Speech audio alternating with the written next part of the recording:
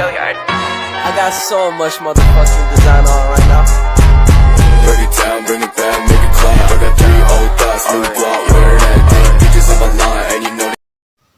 Assalamualaikum warahmatullahi wabarakatuh. Nah, mungkin teman-teman di sini udah pada tahu kan komponen-komponen yang ada pada komputer? Ya, seperti monitor, keyboard, mouse, dan Central Processing Unit atau CPU. Dalam video kali ini, saya akan khusus membahas mengenai CPU.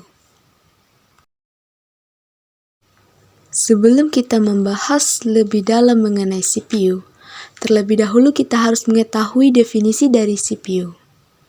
Nah, definisi dari CPU itu sendiri ialah merupakan otak atau pusat dari sebuah komputer yang bertugas untuk mengatur semua aktivitas dan jalannya sebuah program komputer, termasuk aplikasi ataupun software yang ada di dalamnya.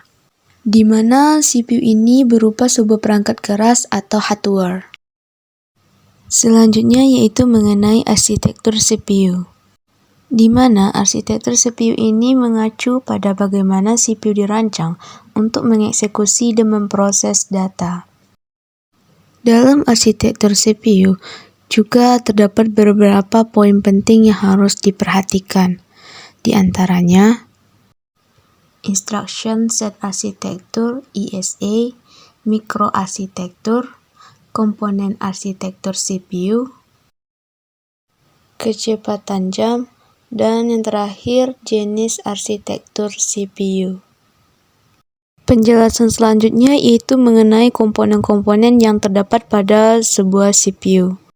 Komponen pertama yaitu casing, di mana casing ini berfungsi sebagai tempat meletakkan atau menempelkan komponen-komponen CPU seperti motherboard, power supply, optical disk drive, hard disk, dan komponen lainnya, serta juga sebagai pelindung untuk berbagai komponen tersebut.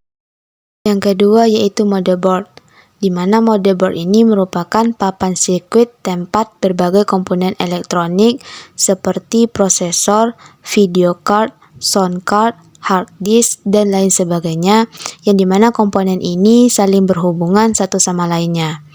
Nah, fungsi dari motherboard ini yaitu untuk menghubungkan setiap komponen-komponen komputer tersebut agar bisa saling berkomunikasi satu sama lain. Yang ketiga yaitu CPU. Prosesor secara garis besar merupakan sebuah alat berbentuk chip kecil yang berguna untuk proses berpikir dan logika dari perjalanan sebuah perintah komputer. Nah, semakin tinggi kecepatan prosesor, maka akan semakin cepat komputer dalam memproses berbagai macam data. Hal ini tentunya juga harus didukung oleh RAM dan hard disk yang besar. Komponen berikutnya yaitu RAM atau Random Access Memory. RAM ini berfungsi untuk menampung data yang telah terproses oleh prosesor sebelum dialirkan kepada bagian-bagian yang membutuhkan. Nah, banyaknya pengembangan yang dilakukan pada bagian ini atau pada RAM ini membuat kita lebih mudah dalam melakukan pemilihan untuk RAM yang cocok bagi kebutuhan kita. Selanjutnya yaitu VGA atau Video Graphic Adapter. VGA atau kartu grafis adalah perangkat keras komputer yang berfungsi sebagai pengelola data grafis sebelum data grafis tersebut ditampilkan ke dalam monitor. Berikutnya yaitu sound card. Sound card ini berfungsi sebagai prosesor audio untuk PC. Analog atau sinyal digital yang masuk ke dalam input kartu dan digital diinterpretasikan sebagai algoritma yang ditafsirkan sebagai bentuk gelombang dan menghasilkan sinyal sonik dalam output dari kartu suara komputer. Nah, kartu suara ini merupakan perangkat yang dipasang berjalan pada sistem komputer dengan sifat keras di program dan driver perangkat terpisah. Kartu suara mengontrol semua suara yang ada pada komputer. Untuk komponen selanjutnya yaitu hard disk. Pengertian dari hard disk itu sendiri merupakan tempat penyimpanan data konvensional yang bekerja secara mekanik, di mana semakin besar kapasitas hard disk, maka akan semakin banyak pula data-data yang akan dapat disimpan. Satuan kapasitas hard disk adalah byte. Saat ini kapasitas hard disk di pasaran sangatlah bervariasi, mulai dari 250 GB, 500 BB, 1 tera, hingga mencapai 3 tera. Fungsi dari hard disk itu sendiri sebagai tempat menyimpan data. Selanjutnya ada power supply, di mana power supply ini merupakan bagian dari sistem komputer yang berfungsi untuk memberikan daya pada komponen-komponen komputer. Power supply dibedakan atas daya yang dimiliki, seperti 300 watt, 380 watt, 400 watt, 450 watt, 500 watt, 600 watt, dan akan berkembang mengikuti perkembangan teknologi. Untuk komponen terakhir yaitu optical disk drive. Optical disk drive atau yang lebih dikenal dengan CD atau DVD-ROM merupakan piranti yang digunakan untuk membaca dan menulis. CD atau DVD yang termasuk ke dalam optical drive adalah CD-ROM drive, CD-RW drive, DVD-ROM drive, dan DVD-RW drive. Untuk pembahasan selanjutnya yaitu mengenai kecepatan CPU. Total kecepatan clock atau kecepatan CPU suatu perangkat menunjukkan seberapa banyak siklus pemrosesan per detik yang dapat dieksekusi oleh CPU dengan mempertimbangkan semua unit pemrogramannya, atau yang lebih sering disebut sebagai core atau inti. Juga dikenal sebagai kecepatan prosesor dan kecepatan CPU. Total kecepatan clock diukur dalam gigahertz atau GHz, dengan setiap gigahertz setara dengan tidak kurang dari 1000 juta siklus per detik.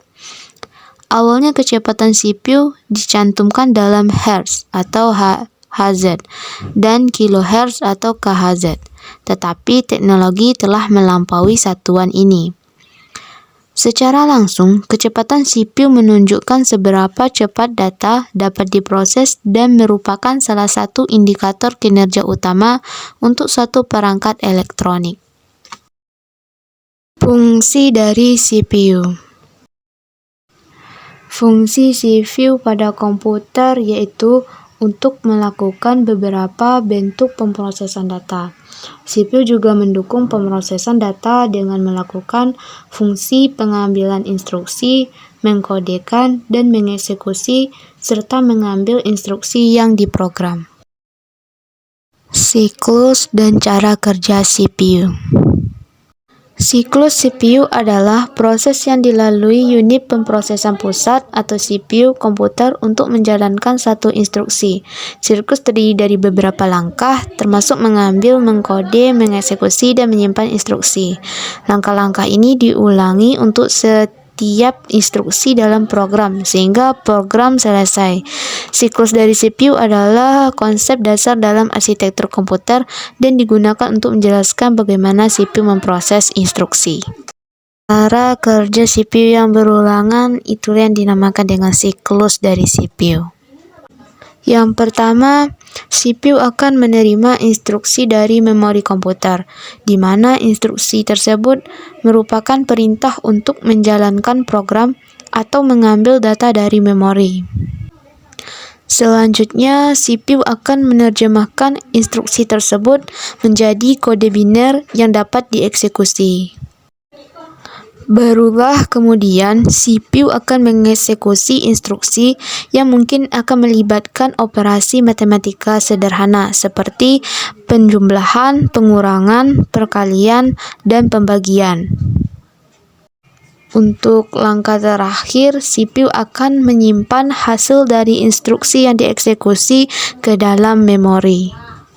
CPU dilengkapi dengan fitur tambahan seperti cache dan pipelining, di mana ini bertujuan untuk meningkatkan performa dari CPU.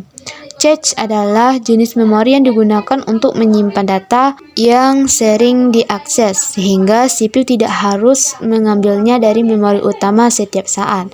Dan juga CPU ini adalah komponen kompleks yang bergantung pada jam sistem, memori, penyimpanan sekunder, dan komponen lainnya agar CPU dapat berfungsi dengan baik. Selanjutnya mengenai fungsi core pada CPU beserta jumlah core yang ada pada CPU. Core atau yang bisa disebut dengan inti merupakan bagian dari CPU yang menerima instruksi dan melakukan perhitungan atau tindakan berdasarkan instruksi tersebut. Serangkaian instruksi dapat memungkinkan program perangkat lunak melakukan fungsi tertentu.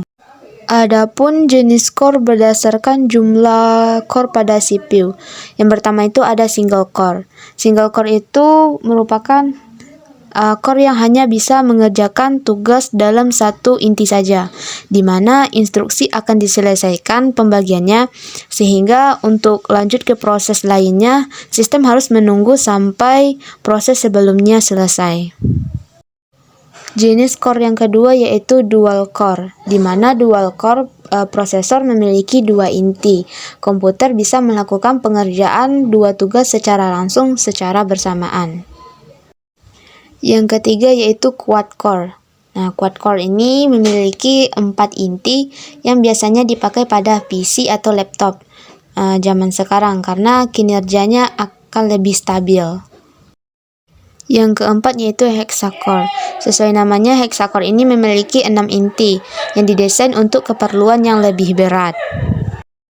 Dan untuk jenis yang terakhir yaitu octa-core. Octa-core ini memiliki 8 inti. Bisa menjalankan 8 tugas sekaligus secara bersamaan. Dan octa-core ini merupakan core yang paling bagus di antara jenis-jenis core sebelumnya. Dari berbagai macam jenis core yang telah saya sebutkan sebelumnya, maka dapat disimpulkan bahwa semakin banyak core yang dimiliki oleh prosesor, maka akan semakin banyak set instruksi yang dapat diterima dan diproses prosesor pada saat bersamaan yang membuat komputer akan lebih cepat dalam melakukan eksekusi.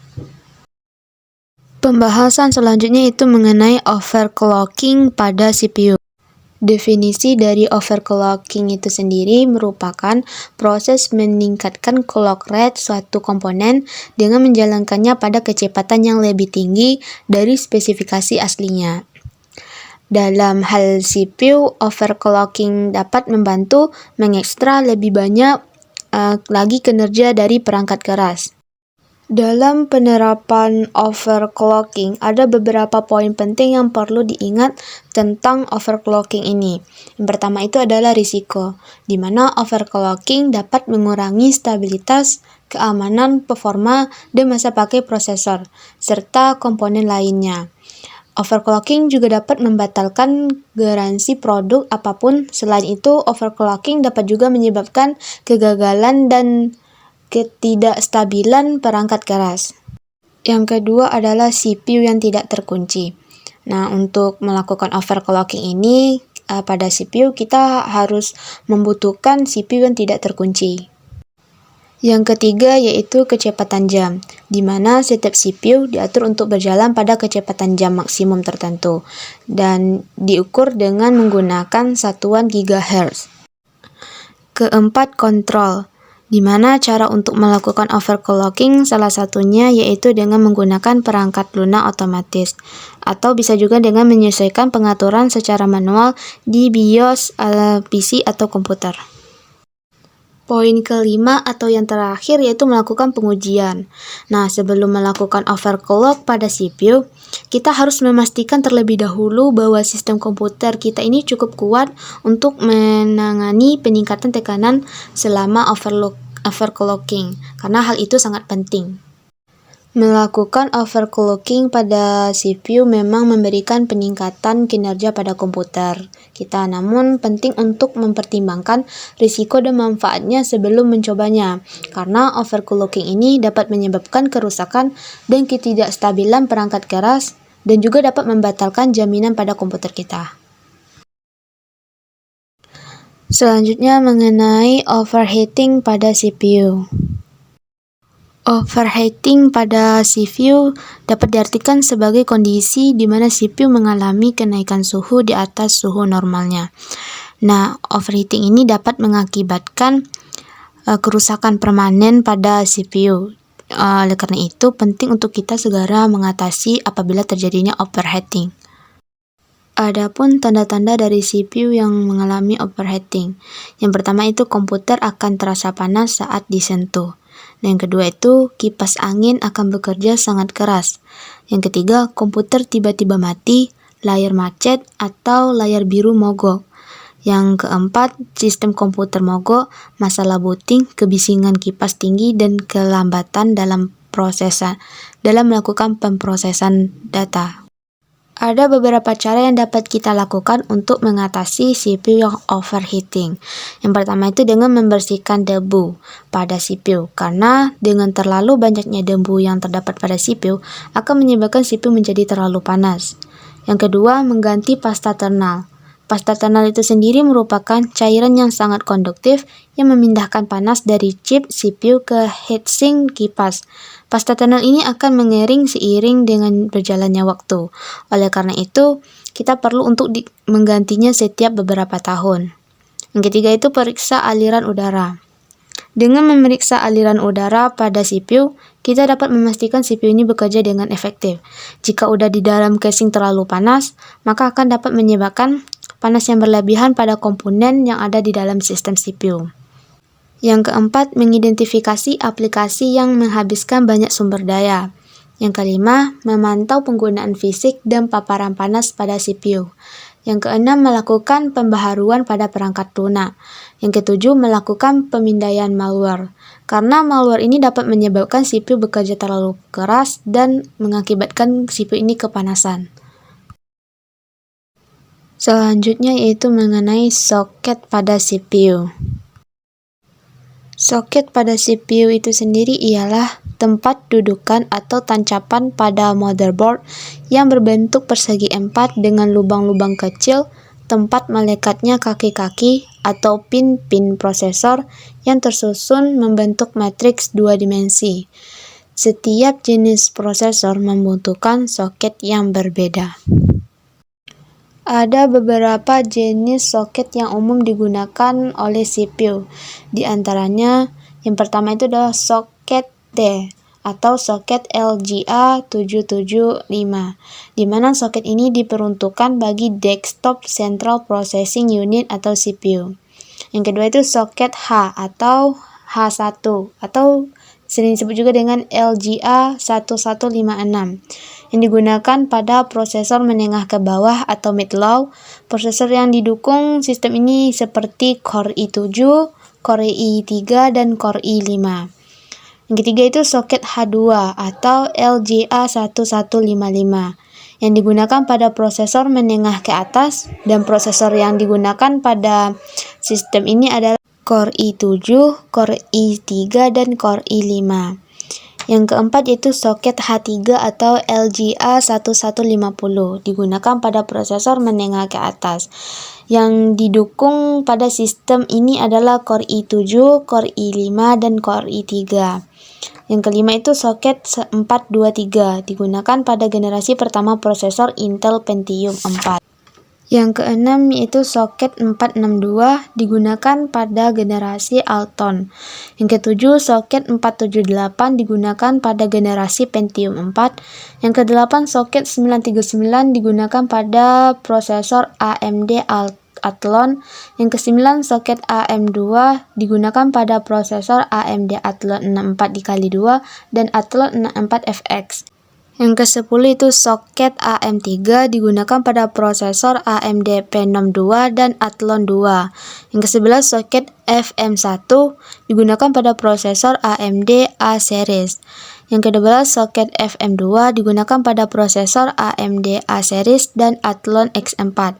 Yang ke-13, soket LGA1151 digunakan pada prosesor menengah ke atas dan sistem pendukungnya itu seperti Core i7, Core i5, dan Core i3. Yang ke-14, soket LGA1200 atau digunakan pada prosesor menengah ke atas. Yang ke-15, soket LGA 1700, prosesor Intel dan Alder VEC. Yang 16, soket TR4 digunakan pada prosesor AMD Ryzen Threadripper. Dan yang ke-17 adalah soket SP3 atau digunakan pada prosesor AMD EPYC. Pembahasan terakhir yaitu mengenai Thermal Design Power atau TDP. TDP ini adalah istilah yang digunakan untuk menggambarkan jumlah maksimum panas yang dihasilkan CPU atau GPU yang dirancang untuk dihilangkan oleh sistem pendinginnya. Biasanya TDP ini diukur dalam satuan watt atau W dan kilowatt atau kW. TDP tidak menunjukkan jumlah listrik aktual yang dikonsumsi prosesor, melainkan batas konsumsi daya yang tidak boleh dilampaui oleh prosesor jika pengguna ingin menghindari kepanasan. Tujuan mendefinisikan TDP adalah untuk menyediakan perancang atau integrasi sistem dengan target daya untuk membantu pemilihan solusi thermal yang tepat. TDP juga dapat digunakan sebagai indikator dasar konsumsi daya. Saat membeli CPU, penting untuk memeriksa TDP CPU untuk menentukan jenis pendingin CPU yang diperlukan dan untuk memastikan unit catu daya atau PSU menyediakan daya yang cukup. Bring it down, make it clap. I got 3 old thoughts, new block, where that